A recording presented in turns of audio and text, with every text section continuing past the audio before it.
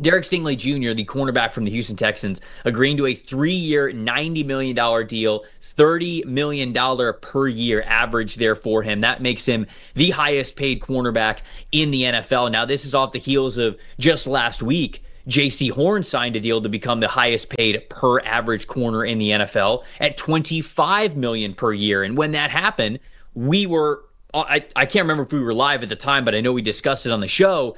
A lot of people were like, whoa, what are you doing? You're giving J.C. Horn all this money. He's missed so much time throughout his rookie contract.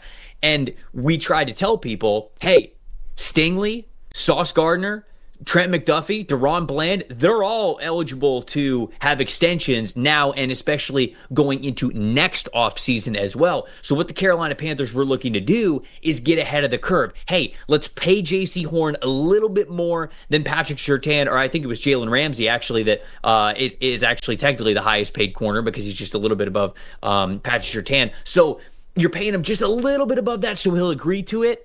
And then you could watch the avalanche of corners get paid, those really talented corners. And holy cow, jumping $5 million per year on a per average basis. I mean, Sauce isn't going to settle for anything less than that. Trent McDuffie's not going to settle for anything less than that. So then now you're about to have 3 corners making near $30 million per year average. So I do think that Carolina did the right thing when they signed J.C. Horn. But getting back to Stingley, is he worth this kind of money? What did you think about Houston getting that deal done right here, right now? Absolutely, he's worth that. It's very, very hard to find elite corners in this league, and I think there's no doubt when he's healthy that Stingley's one of them, right? He's proven that throughout his career. And how about that 2022 draft, like you mentioned, with Sauce and Stingley and McDuffie all in the same draft, and they may be about to be the 3 highest paid cornerbacks in football here pretty soon. But no, Stingley, you can see the impact that he has on the Texans defense, particularly on any passing down. Second highest coverage grade in the league behind Surtain this past year. And you get guys, certain guys at every position that make plays that just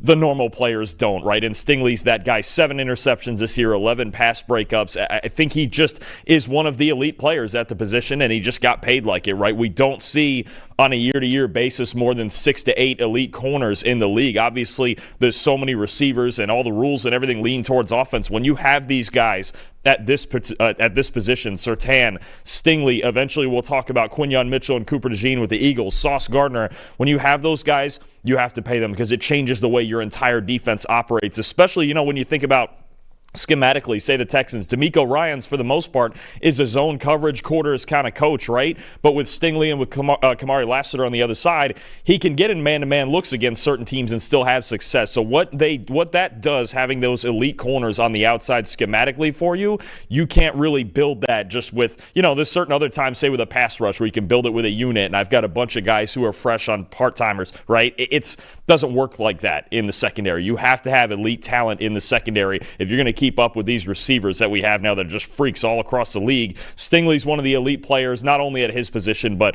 among all defensive players in the NFL. Yep, I think that he is certainly worth the money. Somebody in the chat was asking, what's the guarantees on Stingley's deal? Well, it's a $90 million extension, so he's got this year on his rookie deal, and then it's a 3-year on top of that, sort of an extension. It's a $90 million extension. $89 million was fully guaranteed. So Houston just had that $1 million that they were like, we got him. Honestly, Dalton, I wonder if the reason why they didn't do that is because of the Kirk Cousins problem that, who was it? It was the Vikings, right? So the Vikings signed Kirk Cousins to that fully guaranteed massive contract, right? And I guess the contract wasn't, if I remember correctly, it wasn't like an earth-shattering contract, but it was an extension where all of the money was fully guaranteed. And I wonder if the rest of the owners in the NFL were like, what are you doing? Why are you giving them this verbiage to be able to say, no, I want a fully guaranteed contract? Look, Kirk Cousins got one. It's possible. And so I wonder if that the owners, I don't know, are just, they don't want to do that again. They don't want to give a player a fully guaranteed contract. So I wonder if there is that, like, hey, let's keep the $1 million off so the headline doesn't read Derek Stingley Jr., highest paid corner, fully guaranteed contract.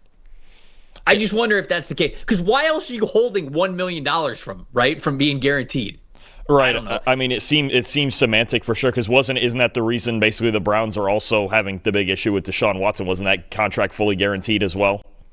Yes, yep. You were right. So I thought of Kirk Cousins immediately, but you're right. It's sort of the Deshaun Watson thing as well. And I just wonder if owners around the NFL are like, what are you doing? Why are you giving them the ability to say, no, I want this fully guaranteed contract? It's always a negotiation thing here. So I can't really come up with other reasons why they would only take one. Somebody in the chat, Brandon, said it's incentive to play better. You want that 1 million extra? Hey, look, I'm not going to scoff at $1 million, so I guess maybe that could be maybe Brandon's onto something. Extra million never hurts.